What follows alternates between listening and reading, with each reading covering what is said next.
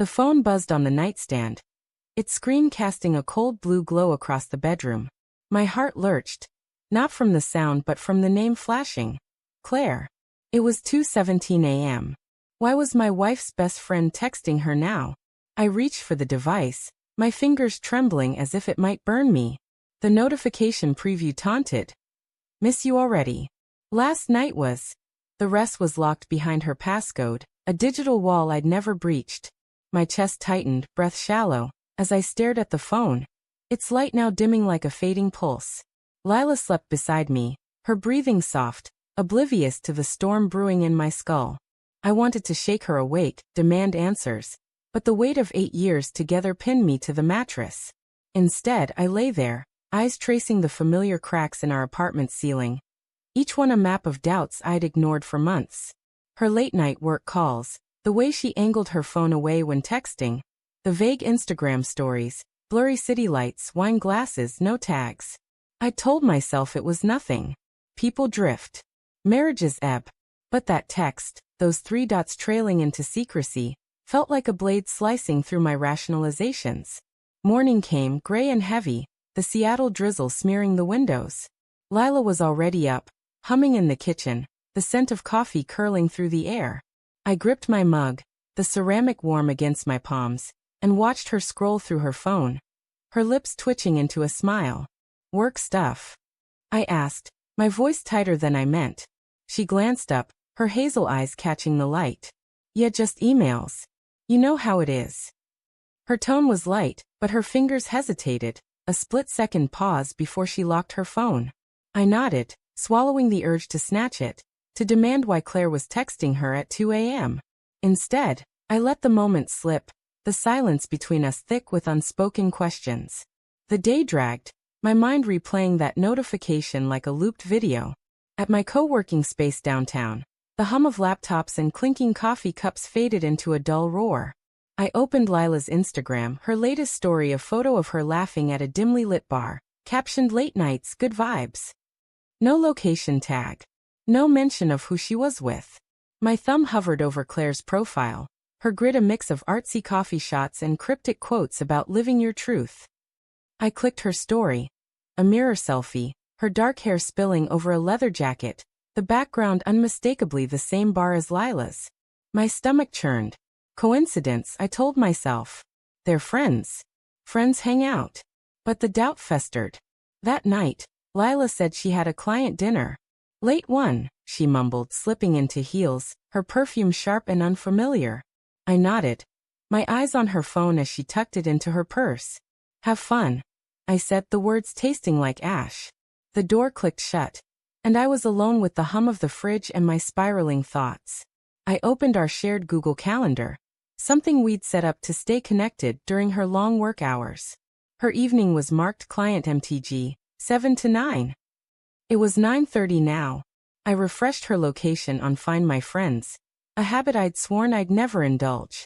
Her dot pulsed at a bar downtown, nowhere near her office. I grabbed my keys, my pulse hammering in my ears. The drive was a blur, rain streaking across the windshield, the city's neon lights bleeding into the night. The bar was crowded, all exposed brick and low lighting, the kind of place where secrets could hide in plain sight. I spotted her in a corner booth, her laugh cutting through the music. Claire was there, leaning close, her hand brushing Lila's wrist. My throat closed. It wasn't just the touch, it was the way Lila's eyes softened, the way she leaned into Claire's space, their intimacy a language I didn't speak.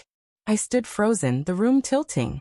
A guy bumped into me, spilling beer on my shoes, muttering an apology. I barely heard him. My phone buzzed, Lila texting. Dinner ran late, heading home soon.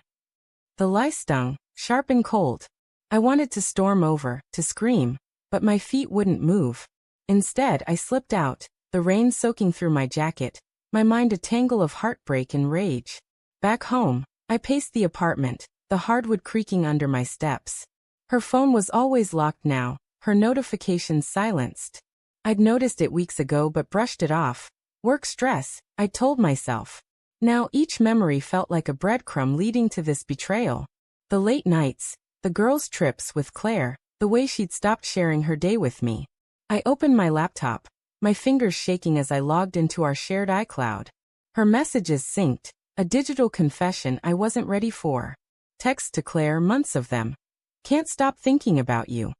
He doesn't suspect anything. I love how you make me feel alive. My vision blurred, tears mixing with the glow of the screen. Love. The word gutted me. I'd loved her through every fight, every doubt, every moment she pulled away.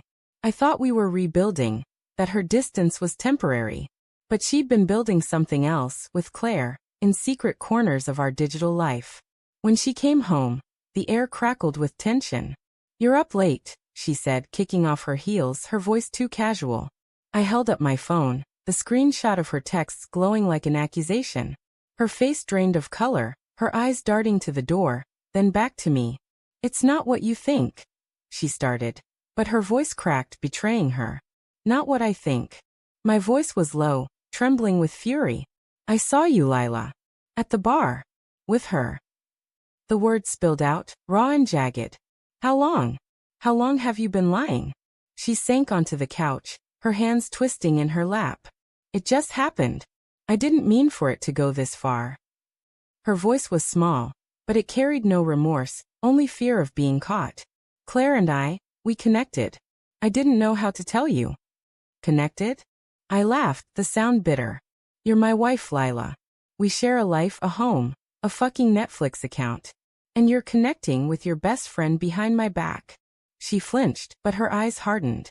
"You stopped seeing me," she said, her voice rising. "You're always working, always distracted.